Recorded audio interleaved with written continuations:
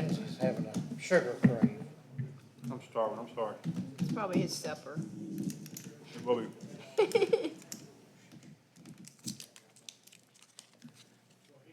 How far will you have to run to work that out? 3. Probably 3 in the morning, 3 miles in the morning, I'll probably do it. I don't like to think of my things like that. I had to quit those totally. They just stick to me. If I did that, I'd probably be dead. Don't eat too much. Maybe I would if I quit drinking Coke.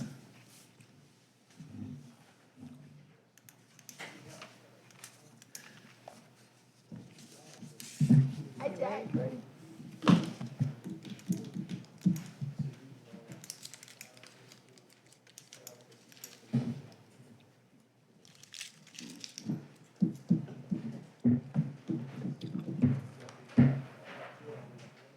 Matt, when did y'all get back?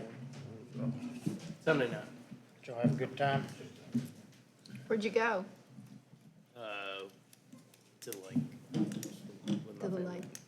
Well, you have fun though, that's good. I thought I was seeing beach pictures. That was the rest of my family. They all went to the beach. I didn't go. Oh, okay. For some reason, I thought you was in that. We had already made plans, and then they made plans a little bit later.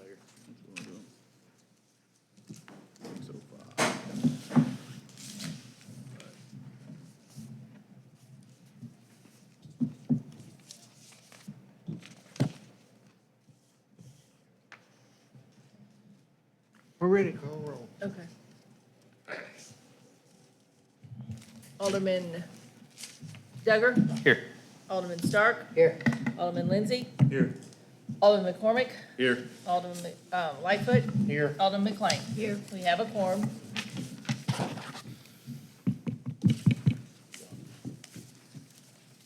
I guess, Tommy, you all got the floor. Okay, thank you for city council members and the mayor, Ms. Carroll, for allotting this time extra for us to, I guess, to kind of hammer out the proposal. And so for me, my task outside of the daily operations of the water department is to try to come up with innovative ways as the city grows to provide water and sewer services. And this is one of these challenges that we face today. So before I really get started, I wanted to show you a map up here logistically where you guys can, if you don't know exactly the property we're talking about. Of course, here's First Street coming down, and it turns into Lloyd Henderson. Of course, 31 being over here. This area right here is proposed subdivision where it's going. And so currently, all the wastewater that's in this area right here is going to a station just up off, it's on First Street, but just off of Lord Henderson there. And so that service is currently servicing this whole area, and it pumps up to West Alabama Street. And so it's well over 2,000 feet up to here where it pumps to, and of course, there it runs into the wastewater plant. And so, when we was approached about, putting this subdivision in over there, and where they're gonna put this, it's lower than what our gravity flow sewer is, so it can't gravity flow in there, so they have to pump that. And so, they designed theirs to pump up to the existing gravity flow sewer line here on Lloyd Henderson, which would flow into our current station. And so Kyle, we immediately started running the numbers and looking at everything, and so taking into consideration everything that's going on over there now, and this subdivision going on, for a full build out of the 150 lots, it was going to make it, we was going to upgrade our existing station. And so what that would mean would be we would have to put in a bigger station, bigger tank, and bigger pumps, and then put a new line from there up to Alabama Street. And so initially Kyle had proposed that at $500,000. Now that's not doing any engineering work, going to be, it could be less than that, it could be more than that, but that was just the initial one. So at the last city council meeting, that's what we come up with. And so, you know, and then so some question was, you know, that's a big investment for the city, do we wanna do it, can we do it, and how can we do it? And then that's when the developer stepped in and said, you know, is there something we can do, to help alleviate that cost? And so we come up with a plan to, do away with our station and have the developer, the station that they was gonna put in, go ahead and put in a bigger station now, more than what they have. So if you wanna kind of follow along on this sheet that I gave you guys, and so basically, just the beginning right there is talking about, you know, what they, the developer would have to construct a pump station, to service that area. And then they would have to pump it up to our existing sewer line over on Fur and Lloyd Henderson. And so their cost, to put in a pump station was a little over $39,000, to do that.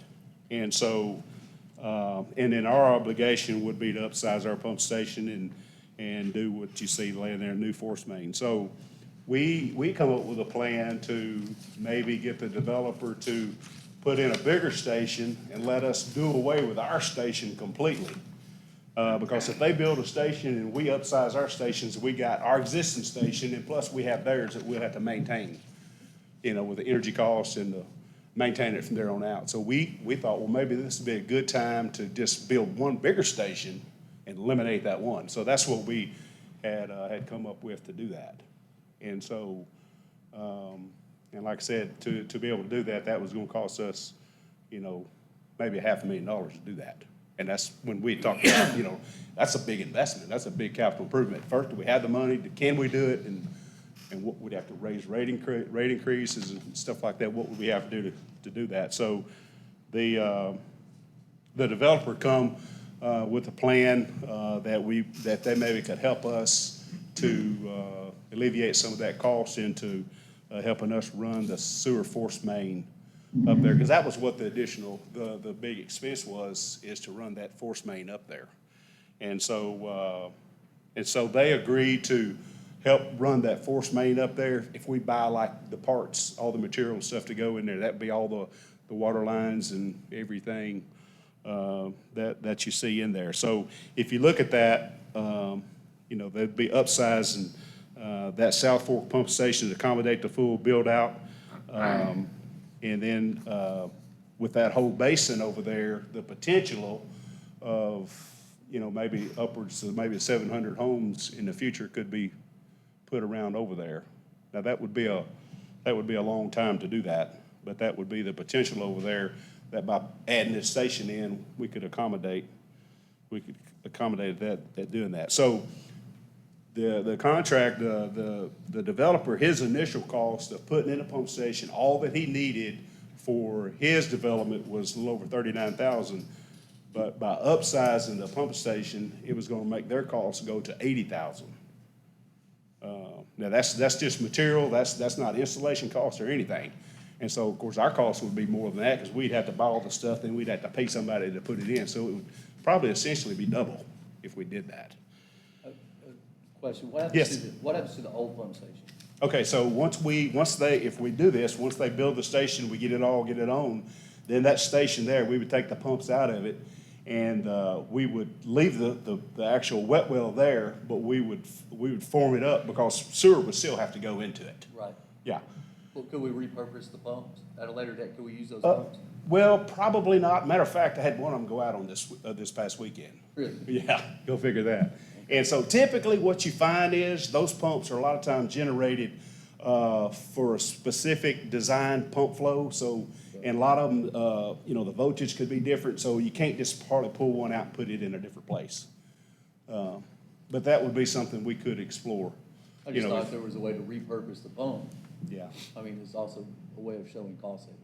yeah. Just thought. Well, typically, because that pump down there is probably 8, 9 years old now.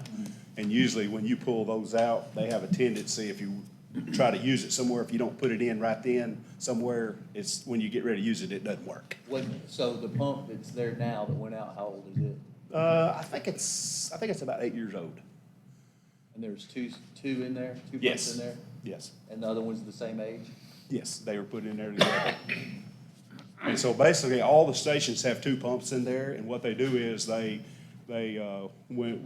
it's time to pump, this one comes on, and then they just swap back and forth. They just extra carries the load, and then if there's something was to happen, it's a redundancy. In case something happens, this pump, this other one is enough to do it. Okay. And so that's the reason why they do that. So if you look at on down there, the city obligation for if we had a opportunity to where, we could get this project going, we would provide all the materials for the force main, and then plus the gravity flow sewer line would have to come from our existing station to their new station. And so we would have to do that as well.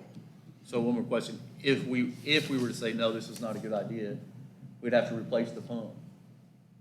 I would have to replace the pump. How much yes. is the cost of that pump? I'm gonna say it's probably about 7,000, probably, give or take, yeah.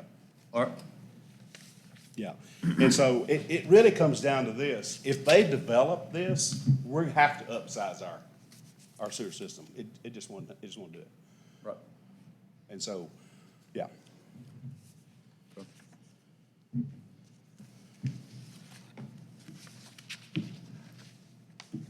So with the additional cost, there's no, with the city obligation of $120,000, there wouldn't be any reason for a rate increase or No. anything like that? I mean, that's, No.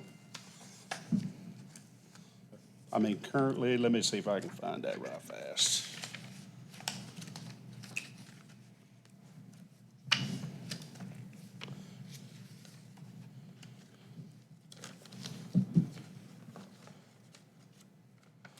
Yeah, currently, our general fund account has got close to 600,000 in it, and our emergency fund has almost about 500,000 in there. okay. And so we would have enough money to do the project. Where's it? So would there be anything outside of this that could, a surprise cost, something that would really take this number and make it much larger? Well, we do have. I know some- that you, I mean, I know that you can't predict the future. I'm just saying, like, are there any sort of pitfalls that you can see inside that plan that would cause, make this 119 become 300? Now, I put a 10% contingency on there as well. Material, I mean, until you actually order it, you don't know exactly, but, no, I mean, there could be a little variance there, but it wouldn't vary that. But you don't see any major pitfalls that would make this number be exponentially larger? Now, the only additional thing that would be, that's not on any of that, would be engineering fees. And so Kyle, we got with their engineers and Kyle, and he says, and since they're already engineering all of the other, and they agreed to engineer this project as well, and so, I mean, that's 25,000 Okay. for the engineering fee. So that would either be Kyle doing it or. Right. Yeah. This way it's under one set, they have to submit to the health department, so if we did both of our individuals, it would be two separate sets, probably take one to get approval, and the health department would be confused, so they're just gonna do it all under one set and submit as one plan. Yeah, I just want to make, I mean, my big question, I just want to make sure there's no, some surprise cost that 2 months down the road, we're looking at, oh, but by the way, but no, thank you, I appreciate that. Yeah, so, I mean, there, a couple of ways of looking at this. We could just say, hey, we just want to pay somebody to do the whole thing, or maybe let these guys help us do that. And so, in that, just to cut down on cost, we agreed to, that we could have like the road repairs and all those things. Instead of them billing us doing that, we could do that ourselves. Nathan, this is outside my Yeah. grammar knowledge, so, I mean, what do you think about it? I mean, I don't think the city needs to put out 500,000. I still haven't got my head up around how much the city's gonna be on the hook for if the contractor does I'm assuming the contractor's gonna do the labor, or? Yes. City, okay. Yeah, basically, They would do all the labor, laying the new force main from their station plumbed to Alabama Street. Okay. And then laying the gravity flow sewer line from our existing station to their new station. And we'd be providing all the material to do that. They would be just doing the labor. And so the city's just on the hook for 160 or so? Say that The again? city's only on the hook for 120 or so? Yes. Okay.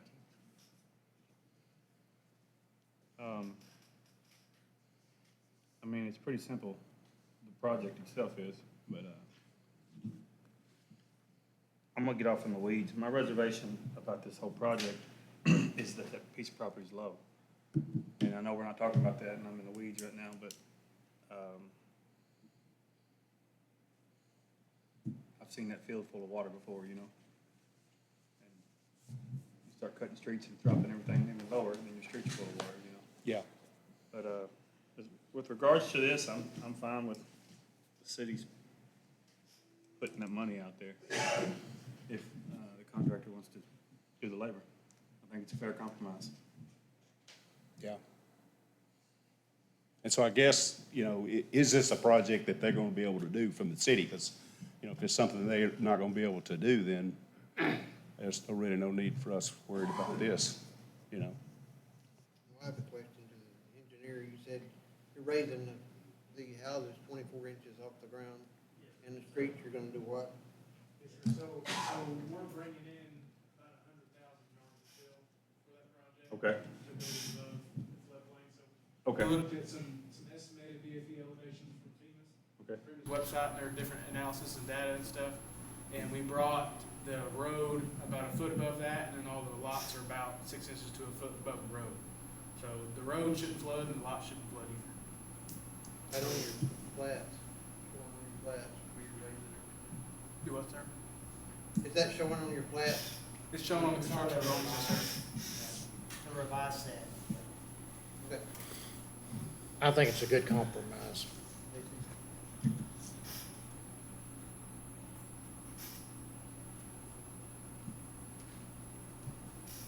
That was my only concern with the whole project from the get-go, because I just know that area. Yeah. Like I said, I've seen that field look like a lake before. Yeah. For the record, that's our concern too, so that's why we recommended the dirt coming in. Yeah. But nobody wants this project to take on any water, I can promise you that.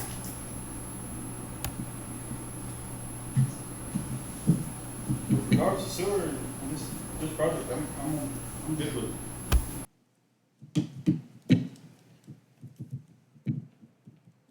What do we need to do? They raising the streets, that was my concern.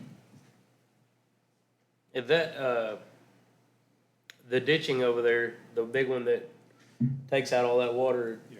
you think that's gonna be able to handle the amount that's gonna, I understand they're raising everything up, but that water's still gotta go somewhere. You are doing some type of detention or retention on it? So yes, if they're doing that, I can see that it, This meets the new ordinances, so there's no increase in post-development peak flow. The detention part takes care of that. Okay. Good. Yeah, I don't know if that's handled. Make a motion, we go ahead with the project. They,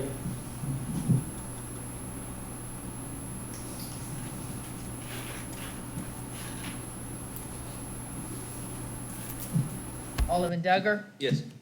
Alderman Stark, yes. Alderman Lindsay, Yes. Alderman McCormick, Yes. Alderman Lightfoot, Yes. Alderman McLean. Yes. Motion passes.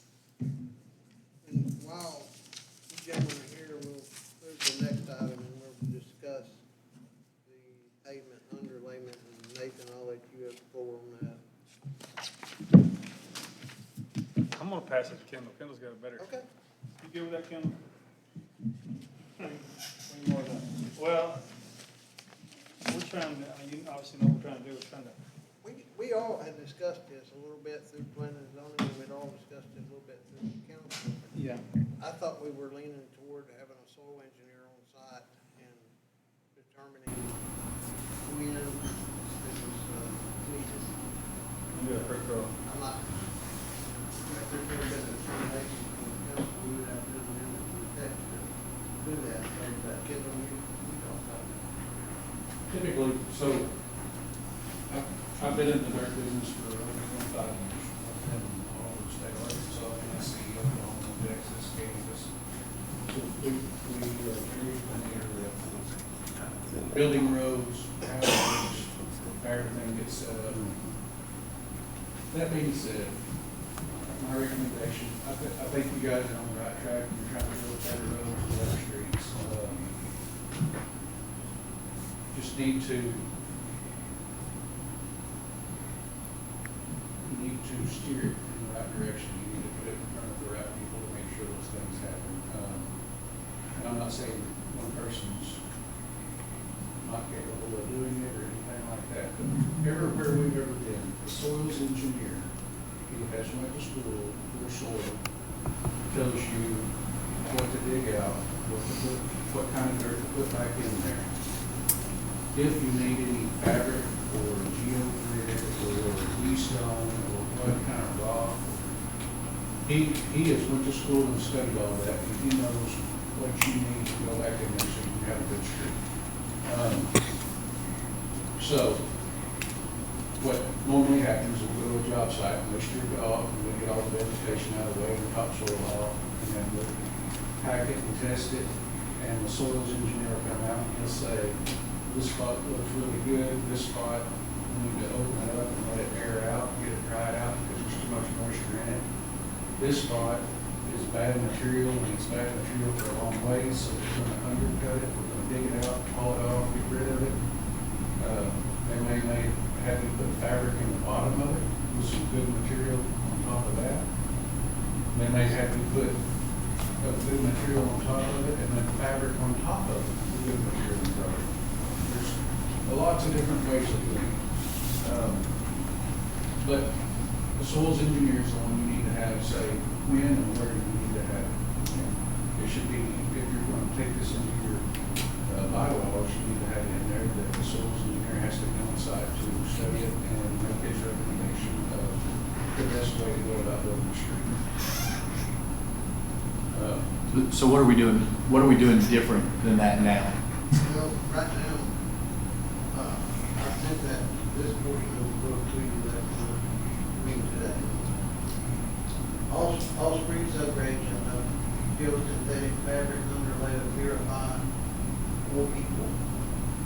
So why we put There's one sentence there that says all. why are we putting fabric on something that I the soils can engineer? tell you how that materialized. So the planning and zoning had a workshop, and they asked specifically, how can we address the problematic street repays that we're having to do on new streets that were recently constructed?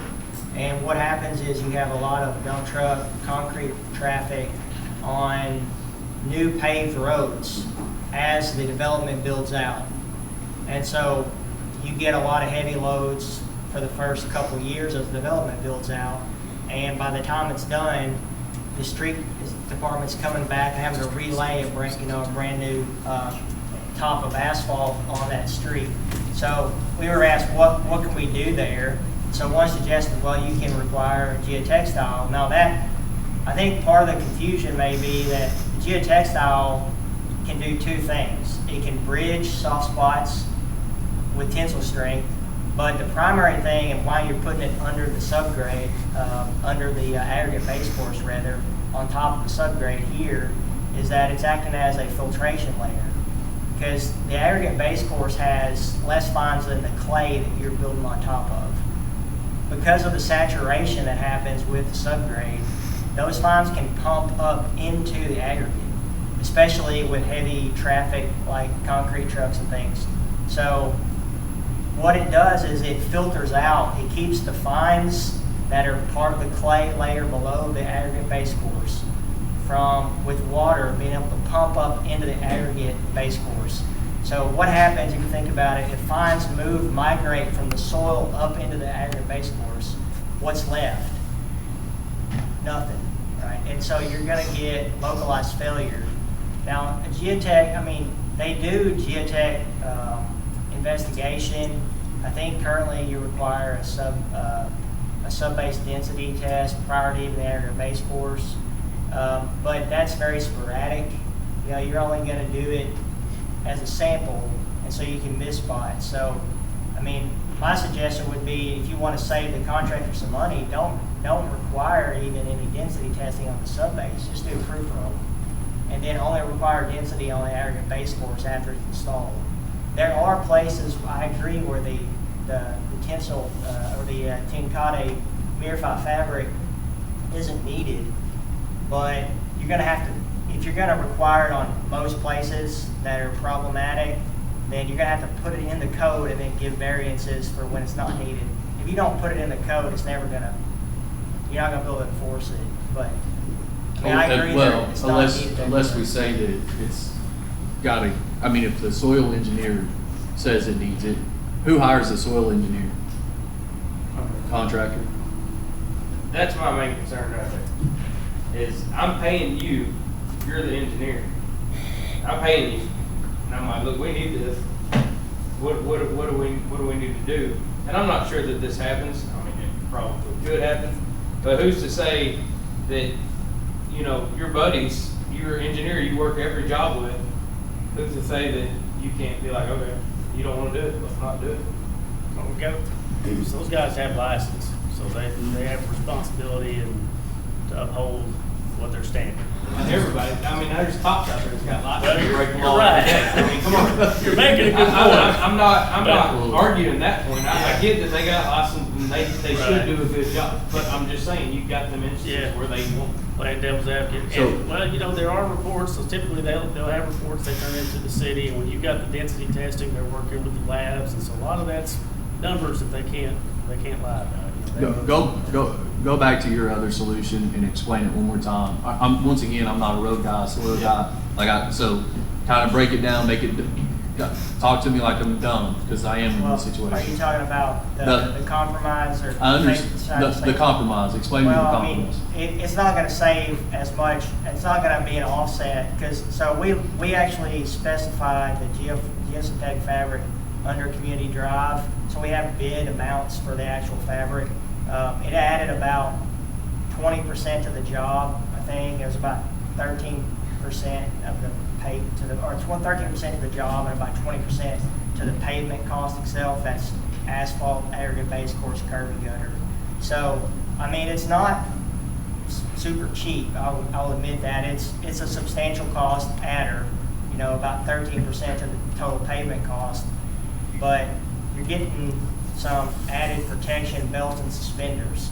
That's really what, I mean, a geotech, I think they're more looking at typically, they're looking at, is this roadbed gonna perform with, you know, the densities that are required, the subgrade, is it gonna perform adequately? Not so much what kind of lifespan are we gonna get out of this, or that, you know, I think everybody would agree that you're gonna get a better road with the geosynthetic. I mean, there's a lot of DOT research papers you can look at.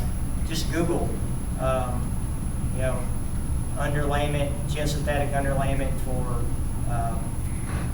especially look at the filtration aspect of it, where it keeps the fines from migrating up into the aggregate base course over time. I mean, if you're in areas where you're not worried about drainage, like a lot of Hidden Valley is probably not really suspect to this, because it's a higher elevation, it's on hills, you're not gonna have a water table a lot of times, it's gonna cause that, whereas in a lot of other places in the city you would,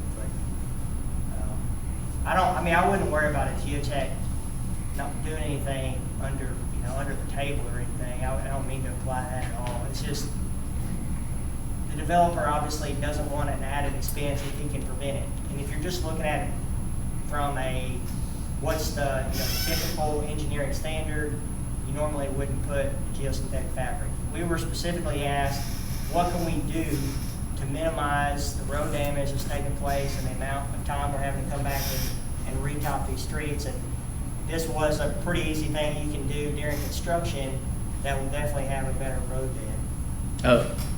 Compare, how many builders do we have in here? Who builds outside the city of Beebe? Do you have the requirements on roads outside the city of Beebe to put that same? Arlene, yeah, it's not required. I mean, I don't know of any other city that requires it. The DOT's required some, but it's, you know, they're a step above the city street. So Right, it's, right. yeah, you're not, maybe other states, but I don't know of anybody that requires it. We In developed. the county, there's no requirement whatsoever.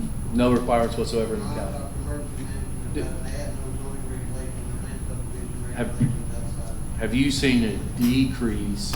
How long has this been in place? We don't have any complaints. It's just now being constructed. You're talking about community drive? No, sir. How long is this since it's been in our It's zone? brand new. It's brand new. It's part of the one. Okay, Paragraph, right. Is that the one that we did? 23, it was for the. 20. Speaking on their behalf, you know, if we're at $150 a running foot for asphalt paving, I mean, 15% of that's about $1,500 a lot for 70-foot lot. That's gonna add up fast.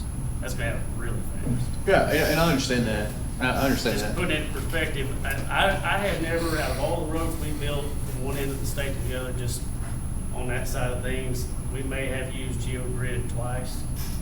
And that's all types of dirt. And who's to say if we use GeoGrid that it's gonna work as a cover road? I don't know that it's gonna automatically make it a good road. I mean, sure, you could put it in there and just say it'll help, and I mean, a lot of times it probably would, but as a coverall, a lot of situations you won't need it. There is no coverall, but you're gonna have a better road. I don't see how you can argue with that. It's gonna cost, I mean, it costs more. At a cost. But you're gonna have a better road. Here's, Which you can I mean, require I wanna some. say, I agree, I can't argue with anything Kyle has said. You're hearing one end of the spectrum and the other end of the spectrum, and both people are telling the truth. They're just looking at it through red glasses and blue glasses. With that being said, I will say, the only concern I would have with that, and I'm not saying we do it, because we wouldn't, but I guarantee you there's a lot of contractors that would. All right, you're gonna add $1,500 a lot cost, and so how am I gonna absorb that? Because I'm getting all I can out of the lots right now. All right, so I'm gonna go cheaper on my subgrade and make it pack, and it'll pass. But I'm gonna do a cheaper job, I'm not gonna do as good a job. And I'm gonna lay the fabric down, and then it's still gonna fail, or it's gonna fail quicker. Because if you don't do A and B right, C doesn't matter. And that will happen, mark my words, not with me, you won't ever catch it with me, but I promise you it will. That's one of the concerns I have. And, you know, a lot of times, we've used filter fabric a lot, Verify, GeoGrid, all kinds of, there's several different styles, name brands, thicknesses.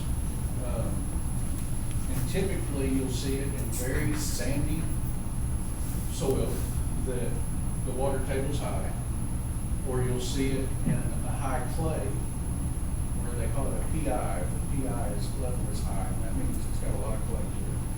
So if you see a plasticity of like 20% or a plasticity of 20 or more, and you're trying to get by with the bare minimum, and you put in that fabric to help keep from a bigger undercut and adding more expense. Therefore, the fabric is cheaper to get the same result at the end.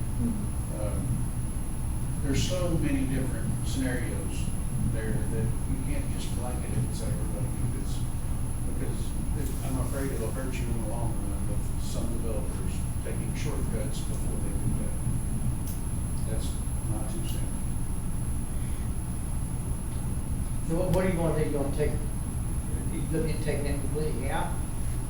I mean, is there any kind I of? don't know how you would word it. I know. I mean, I think y'all are on the right track, and I think y'all are trying to do a good job, but I don't know how to word it, because you can't, unless you start talking about plasticity levels of when it gets used. One thing you could do, I mean, one thing that does need to change in that is you need to have proof roll requirement. Currently, there's not any kind of proof roll language. All it is, you know, just density testing of the subgrade. You'll get a lot better, I think, result if you, even if just eliminate the whole density of the subgrade and just do a proof roll with a loaded dump Loaded truck. triaxle, Right. loaded triaxle truck. And James can go out and witness the proof roll, and then if there are areas that need to be, they can undercut and backfill, and then if that doesn't work, then maybe we can put language in there that once you've undercut and backfilled once, it still doesn't pass the proof roll, will require fabric from the point maybe to, 20 feet beyond, or, I mean, there are ways to word it, but. That's a great idea. Right, so proof roll, like, hold on, we're a heavy piece of equipment, drive down the street, check for, once again, you gotta remember, like, I'm not a. Yeah, Do all the density, do all the density tests in the world. So So you we're get literally the whole- taking a the whole length. heavy machinery or the big machine with, and then we're gonna roll it down the street. Seems to me like that's better than picking areas and spot testing anyways. It is.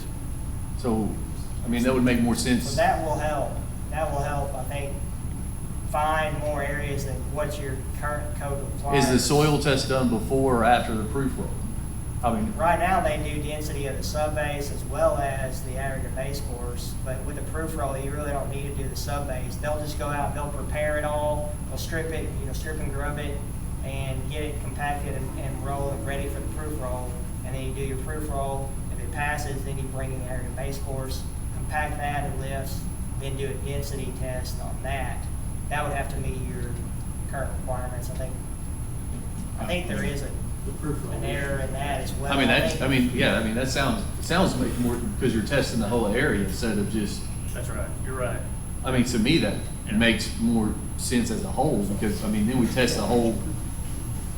I'm looking at y'all because I don't know, like, It's the industry standard as well. is it? Yeah. Okay, so we just make a motion to change the, to change it to that we need to do a, Right now, wet sand, you're gonna be required to do it. And so if you don't wanna do a full requirement blanket, the entire city, the regulation of that, it needs to be Allen, Allen needs to be Worsfield, and then we need to approve it. where there's a variance for it, Can you do that? or not used. Yeah, we'll have, I mean, is it gonna have a we'll problem? add a paragraph about the proof roll. Are you gonna leave, so this, I guess you're taking it completely out, and you're only gonna do the proof roll, and then undercut and backfill till you pass proof roll? Yes. Or do you want it in there as a corrective measure if they don't pass the proof roll? A corrective measure, So if they don't pass a proof roll, James goes out and witnesses it, and you get 3-inch ruts in the subgrade, you can say, okay, well, you gotta use fabric here, or you can say, undercut that and backfill with suitable soil and then redo the proof roll. Or do you want, do you want the geotextile completely out? oh, I don't necessarily think that you need to take it completely out, because what, I mean, did we not say in sand, and if you take it all the way out, I mean, how do you, I guess, I mean, is there not so somebody? I would say we can leave, we gotta have a way to require it. So when are you gonna require it? If you're gonna take. When the engineer or the Currently- specialist that's there says we need it. Yeah, have your geotech guy there on your proof on Yeah, but the geotech guy's probably just gonna say undercut and backfill. But if they undercut and backfill though, and it passes the roll test, then mission accomplished. Again, So all that the proof roll, just to reiterate, so remember, this fabric has two qualities. It's not just a filter fabric, and it's not just a tensile fabric, it's both. So it will bridge soft spots because of the tensile capacity of the fabric. And it will also, the main thing it's doing is filtering out keeping the solids, the fines from your subbase from migrating up into your base course.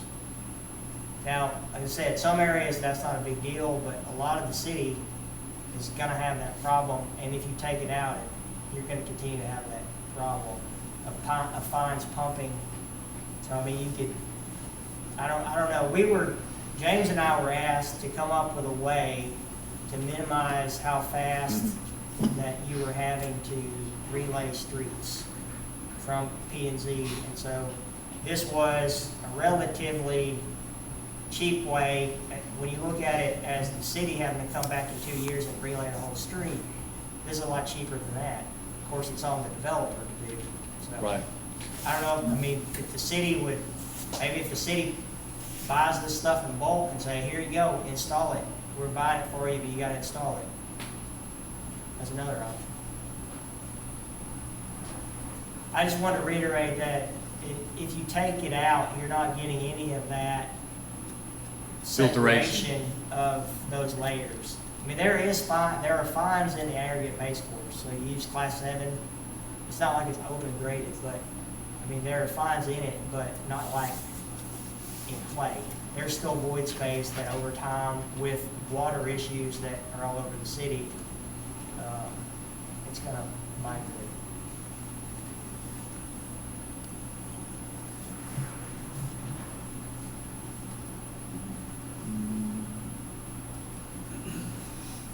I'll make a recommendation.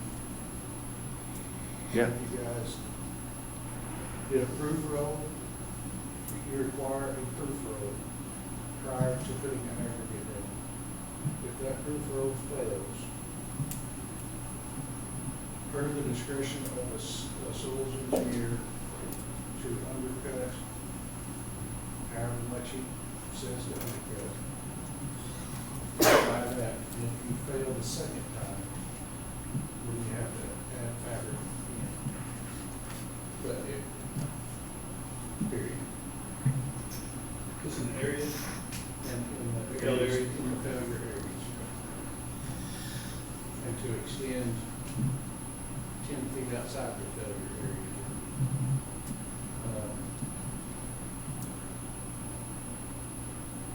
And then the fabric could be up to the, soils engineer, whether it goes. Because sometimes, especially like if you go the south end of Beebe or the east side of Beebe, you're gonna need that fabric under, on that, in between your undercut where you stop undercutting in your field.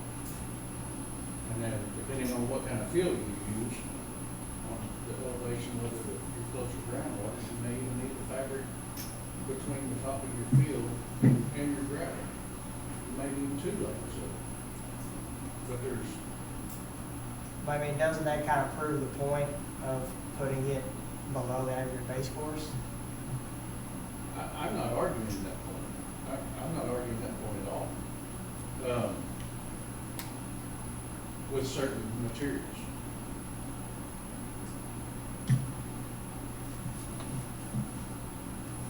But you have a chance to proof roll it, and if you fail, then, you have a chance to undercut it and build it. And if it fails, then you require fabric. Per discretion of the soils engineer.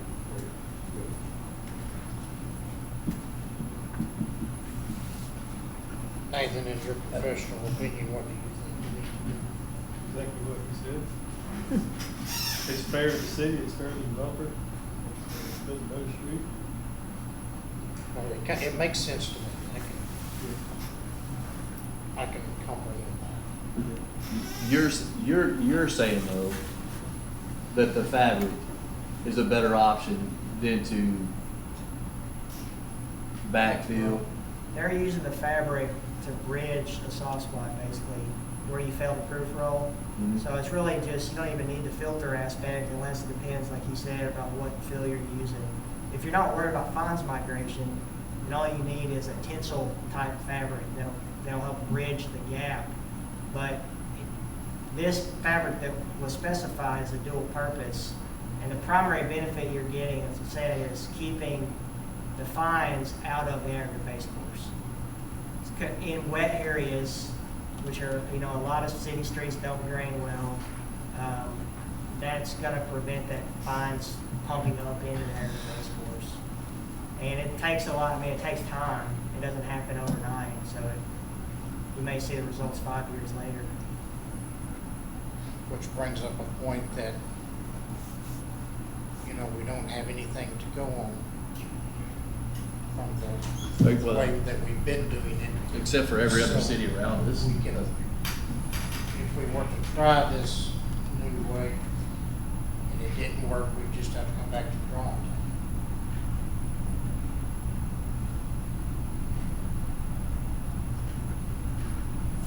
won't go that for several years.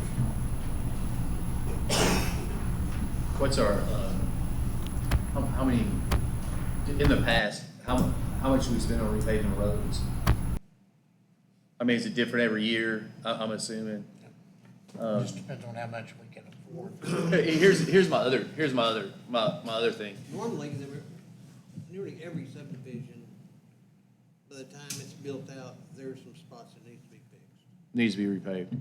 I guess what I was, I've been requested, I've been asked for Hayden Drive to be overlaid now, but I don't think it really needs to be overlaid, but some of the people out there have asked for Hayden Drive to be overlaid. I guess, Now, after all the main construction is off that road. But, you're gonna, when you start, I don't know exactly, but it's over $100,000 a mile. Ain't nothing wrong with Hayden Drive. I guess what I'm trying to rationalize in my head is if laying this material down, is it really gonna save us that, is it saving the city that much money? But we just don't have the data to back that. I know since I've been on the council, and this is 10 years, I mean, we've spent probably $200,000 to $300,000 every year. Right. About what we spend, about $300,000 a year. So if you can cut down on $300,000 on new subdivisions coming in, but they're coming whether anybody wants them to or not. But if you can cut down on that in the future, you know, that's what we're here for. We're here for the longevity of the city, Yeah. to look out for everybody. But to be honest, I have no idea which way to vote on this.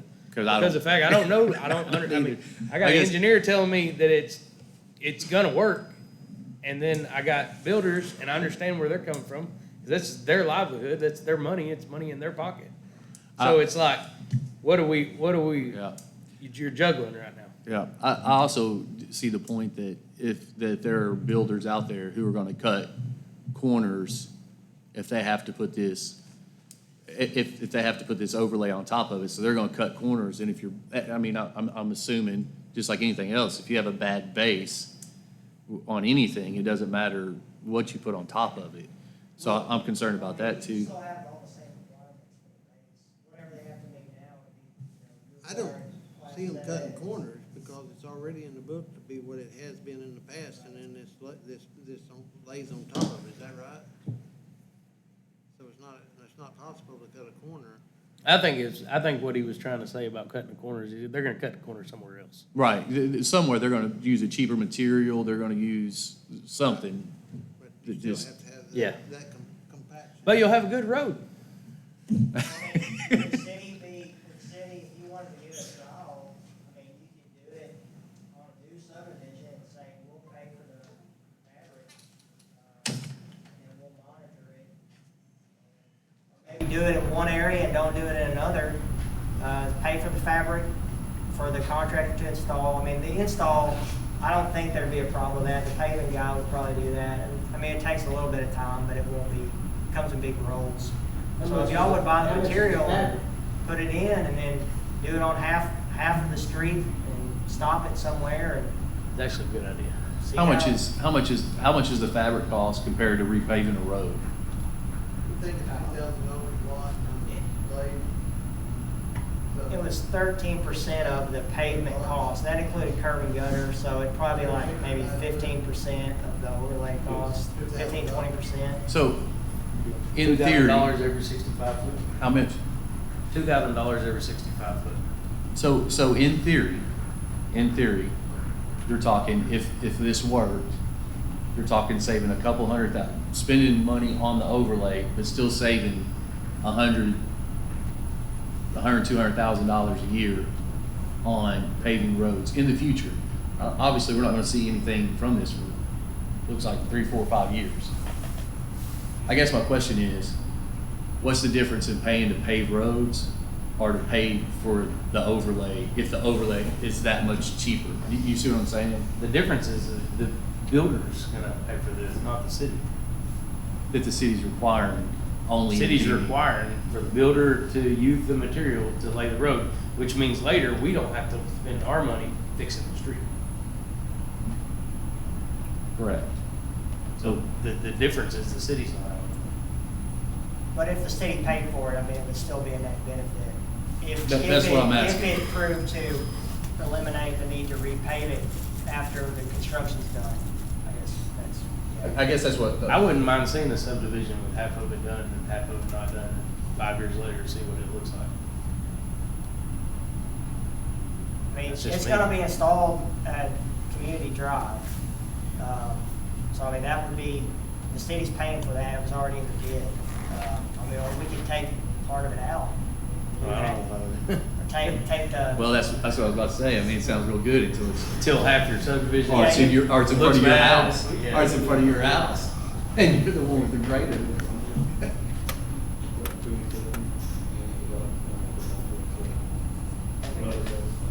But also, you gotta think about the upgrade your thickness of your gravel, which is, it helps you base of your road strength. You add a lot of strength from, what was it, 6 inches to 8 inches?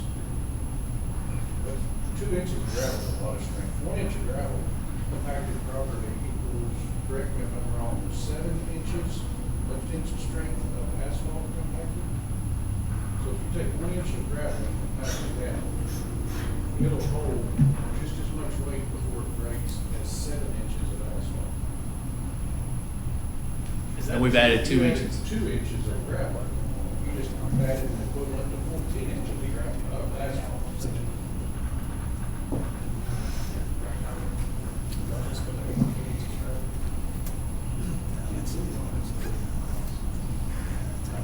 I don't know, I think.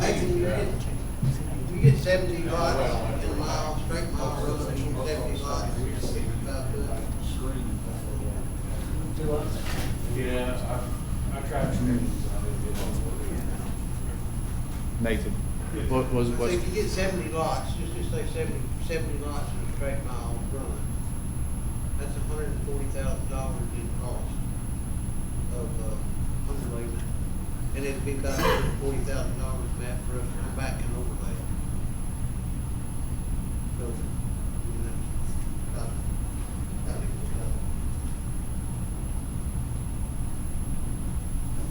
But it's not gonna do away with your overlay either. I mean, you're still gonna have, flat spots, you're still gonna have, it's not a fix-all.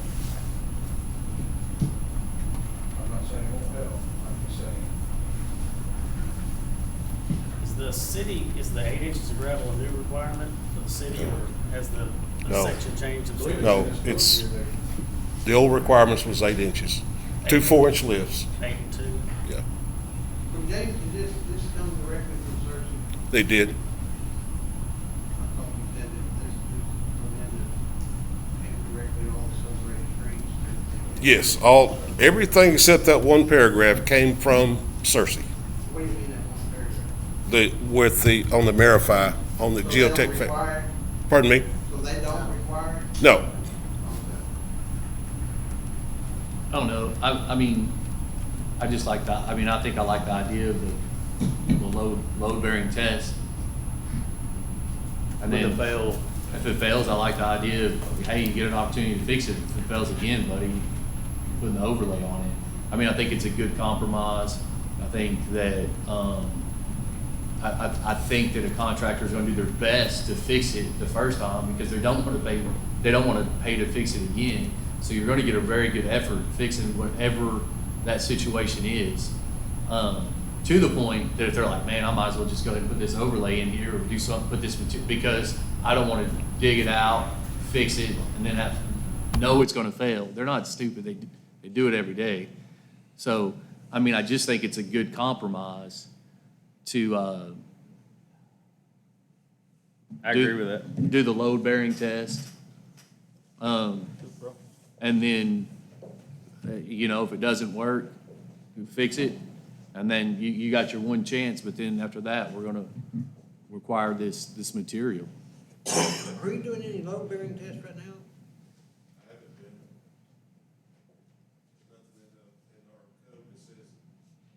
I know we have done some in the past. where we did load- I mean, I don't know why, to me, it's just maybe how my simple brain works. to me, it makes more sense to roll something heavy down the road, the whole construction of the road anyways, to see if it's gonna hold up compared to just kind of picking and choosing and.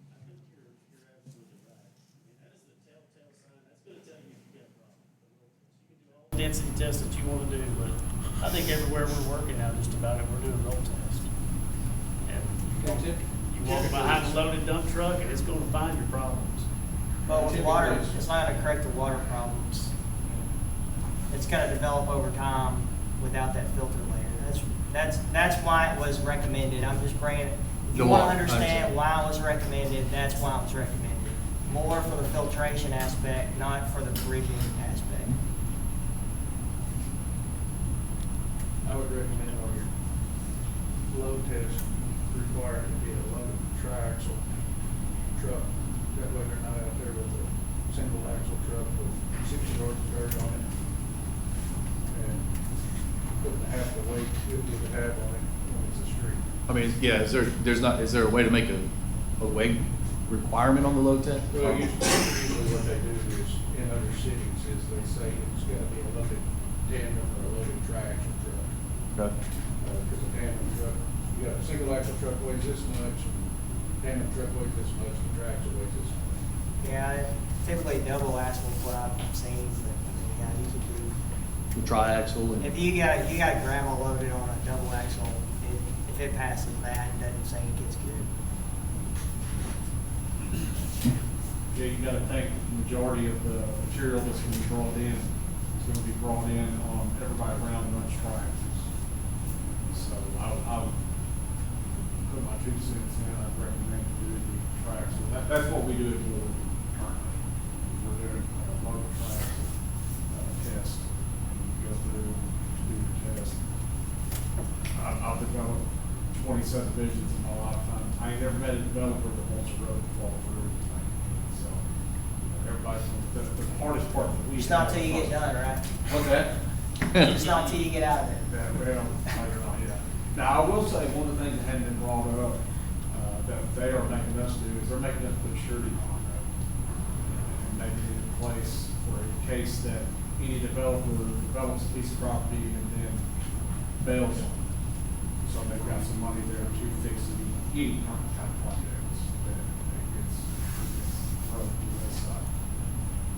A security bond for A surety bond. a surety bond. Yeah. And they're cheap. I think the ones that are required $25,000 or $50,000, I would think the cost of this would be about $600.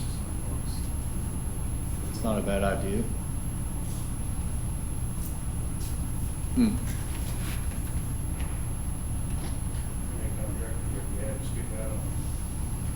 I've only been doing this for about a year and a half. Give me a little bit more time.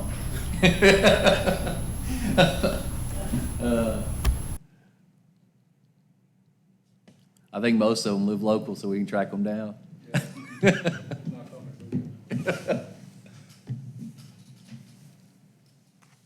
Matt, what do you think, man? I don't know. It's not my specialty area. Nathan, do you like that proposal? I mean, honestly, does it seem fair? Yeah. Tracy, what do you think? You've been doing this a long time. I think it's fair. Do we want to think about a security or Surety bond. a surety bond? I mean, I think that would help on any sort of cost if we got to come back and, like I said, it's not super expensive to the builder and it's something that, A little insurance for the city. yeah, and it still protects our investment. So if we were to do the bond, would that go in the wording of the planning and zoning, or would that have to be an ordinance? Mayor? Yes, sir. Just looking, I thought we had a provision for a surety bond already. I thought we did too. Is there? I believe we talked about this, because we were having, I think we had that issue Okay. before. This- And I remember us Is it in the talking planning about and zoning? something, I know we won't accept, there's something I can't remember exactly what it was, but there was something we wouldn't do until the construction was done, and because we talked about this specifically, because we were having the problem, you know. They built out the subdivision and then. It is in our zoning? And then we got concrete trucks and everything driving back and forth. And then when they give it to us and they dedicate it to us, the roads are already messed up.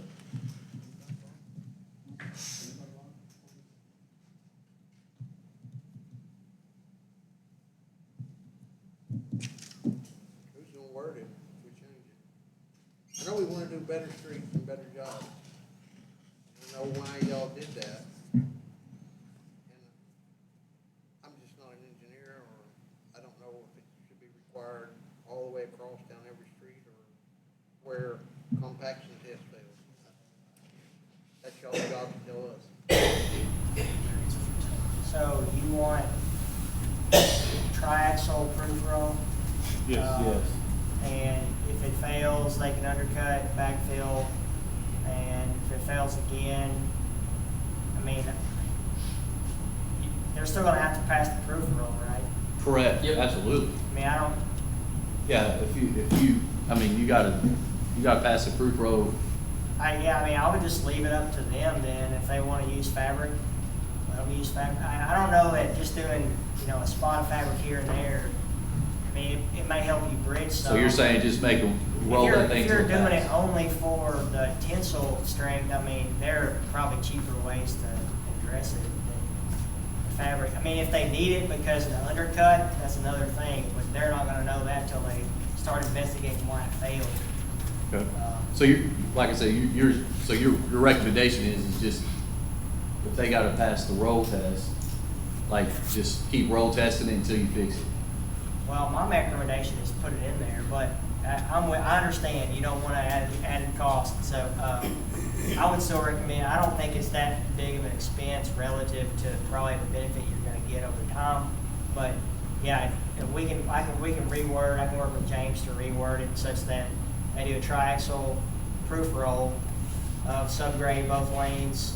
If it doesn't pass, then they have to, undercut and backfill until they pass the proof roll, or they can use geotextile or, what other means to pass the proof roll. Their geotech would instruct them what to do in regard to that. It'd be up to them. As long as they pass the proof roll, however they do it, and satisfies the city, then they can bring in the base course and start construction. And did you find the bonds? Is it in there?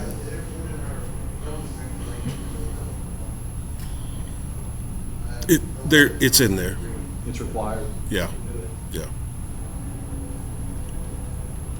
And we have nowhere to go but up. We haven't been requiring it at all over the years. And I know that Milton did a lot of road tests out there. When he was doing road tests, he did a lot of road tests and compaction tests. And then if you say this fabric is the way to go, but if we amended to a triaxle test, if it fails another one, and then as specified by a soil engineer for placement, we've done nothing but improve. And Yep. if that doesn't I work, agree. we put it over that whole subdivision, and that's good. Still, take it one step at a time to improve. Yep, I agree. Get that wording fixed and we can amend it at the regular council meeting?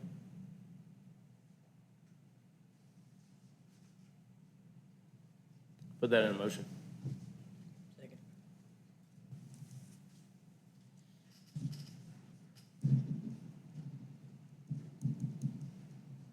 Have a second? Yes, I'm Sean. sorry, Mr. Sean, I Shaw. didn't hear you. I have a motion and a second that we're going to amend the passage in the book 5.552 to do a proof roll. It will be amended there will be a proof roll test. If they don't pass the first proof roll test, then they will have a soil engineer come in and look at it, say what they need to do to pass it. Then they will do a second proof roll test. If that doesn't pass, then they will have to put down this subgrade fabric. Am I correct on that? I know y'all are impressed that I got that right. Fantastic. I think Kyle's gonna word it. Yeah, okay. It's not Or correct. any wording that Kyle wants to put in there. How about that? Hey, I did pretty good, did though. great. Y'all have to admit. You did great. I kept looking at Kendall going, what's he saying over there? Okay, All right, and that we will move, we'll, come back to this at the regular council meeting on July 22nd. Okay. All those in favor? Aye. Any opposed?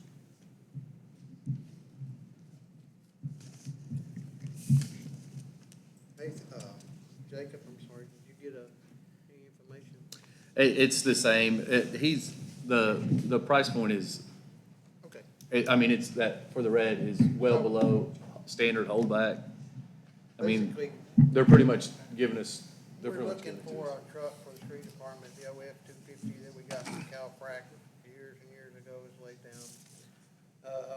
And you can order a Dodge 3500 with a 6.2 motor from Dodge for around $52,000, a little over 52, but 4 months, 5 months out to get it. Ford has a state bid price, and it's pretty close to the For the same. same. But it doesn't have some of the features like backup features for a trailer and such. So Red River Ford has a couple, and I think he has the prices on them over there. If you wanted to waive competitive bidding and get that F-250 was specified with the 7-liter motor. And what was the price on the red one? The red one is, sorry, $55,890. The big thing about, I mean, the best thing about that is it does have all the sensors and the backup features and things like that. So, I mean, for safety, just in the safety standard, I would think that it would make more sense to go with a truck that has those safety features anyhow for somebody that is moving trailers and doing that type of stuff as often as our road crew does. So I would make a motion that we, How far out is it? it's there right now. It's 8.5 miles, I think. I mean, down the road. I was talking about, I didn't know if they had to order. Yeah, it's sitting there right now, so And what is that one? it's the F-250 Ford with the 7.3 liter. Were you gonna buy it? Man. You ain't gotta worry about that one, bud. Like I said, it just comes standard with some more safety features that I think makes it worth. Is it four-wheel drive? Yes, sir. Yeah, yes, sir. It makes it worth purchasing it. It makes it worth the money, is what I'm getting at. And they've got it down. They actually have it down. I mean, if you've been in the car business, I mean, it's minus holdback, it's minus the dock fees, it's minus everything that you could take out of it. So And where is this coming from? it's Cabot, Red River Ford in Cabot. And how much was it?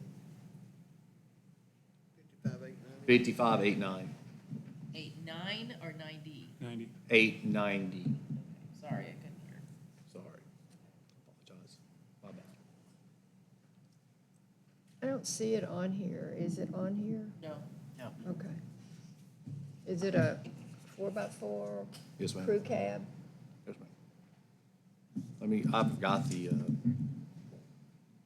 spec sheet on it. 4x4 crew cab, 24 model, red. Like I said, the biggest, it's got the 7.3 liter, which is pretty good size motor. It should be able to haul anything that our street department would need. It does have the upgrade towing package and the upgrade payload package.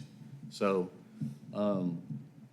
just more for it to tow and handle, so it'll have a better suspension and a better gear ratio is what that comes with. And then, like I said, it's got all the cameras and things so they can back up and sensors and things like that. You're not gonna get any of that on your standard government feature vehicle. So for, what, $3,000-$4,000 more, it's probably well worth it.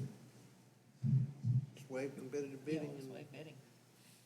Make a motion to waive competitive bidding to purchase the Ford F-250 from Red River Ford in Cabot for $55,890.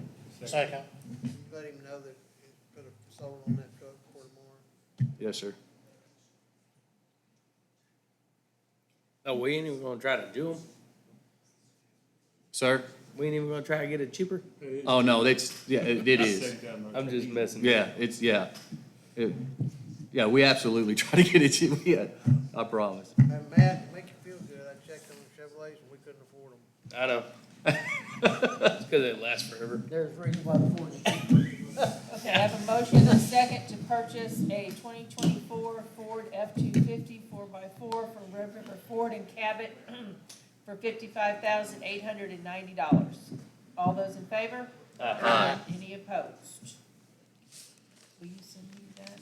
Yes. Make a motion to adjourn. Okay, thank you. He didn't get a second, so go ahead. Hey, let's do. They are approved on their subdivision after tonight's meeting, based on the sewer. We wanted to make sure they were good. Now what are we doing?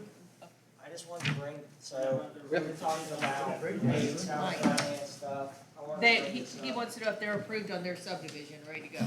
I think you are with the conditions that you put in your preliminary plat, the upgrades and the elevations on the streets and the land. Yep.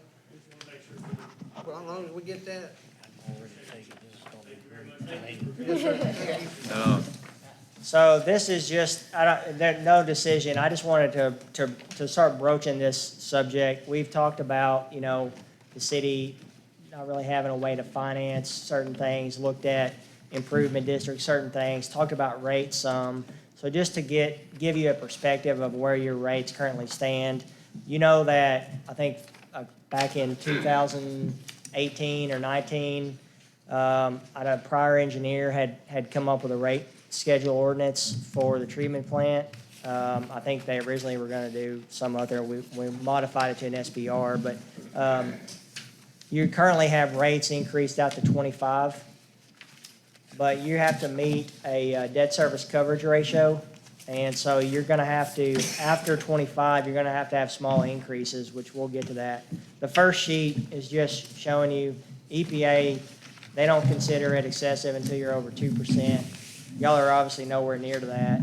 The next few sheets are showing your water bill, your sewer bill, and your combined bill based on 4,000 gallons of usage compared to the statewide averages. And you can see you're well below statewide averages, which is a good thing. I mean, obviously, you're been efficient in how you've handled your utility. You see that the water rates are currently 0.74% of the median household income. And your sewer rates on the next sheet calculated at 0.52% of median household income. That's for 2023. This year, with the rate increase, they'll be 0.55, and then 2025 is your last scheduled increase at 0.58. The last sheet shows you the debt service coverage ratio calculation. And note that when the new plant comes online, the O&M cost is going to go up considerably. There's going to be a lot of aerators that are going to have to run 24/7. Currently, you just have facultative ponds, very little aeration. So when this new permit kicks in and you have to start treating to the new permit level, probably sometime in 2025, you're going to be spending approximately $125,000 a year in additional O&M cost for the treatment plant. Add on to that when the current rates that are escalating now were calculated, they didn't account for Act 605, which hadn't been passed yet, and that's that 5% reserve account that you have to save. I mean, it would be in depreciation, but you're actually having to save it. So it goes from a depreciation accounting expense to an actual expense that you have to put money aside. So that being said, you see that the debt service coverage ratio at the bottom, you have to meet 1.2 based on your bond ordinance. In 25, depending on how everything plays out, it's estimated you're going to be right at that. And then you can see without further rate increases past 25, that additional O&M is going to begin to deteriorate that debt service coverage ratio. So I just wanted to go ahead and highlight a couple of those things, just so you're thinking about it. You can compare your rates to other cities around. You can compare to statewide averages. And just so that, you know, a year or two from now, when you start look at it and say, oh, well, we'll probably need to do another small rate increase. How do we schedule that to minimize the impact? There's been a lot of inflation in the operating expenses, the material costs that Tommy has to deal with every day. So these rate increases, almost every utility is having to deal with it. But I know we've talked about, you know, not wanting to do rate increases. I understand that perspective, but you're probably going to have to do another one, another schedule, once you see how the O&M costs look at your treatment plant, you get it online. Just wanted to go ahead and broach that subject, give you some food for thought, and read through that. You can go to that website. I don't think I have it on here. If you want the website, it's University of North Carolina. That's where I got those averages across the state. They keep track of that. So appreciate it. Thank you. Thank you. Motion to adjourn. Second.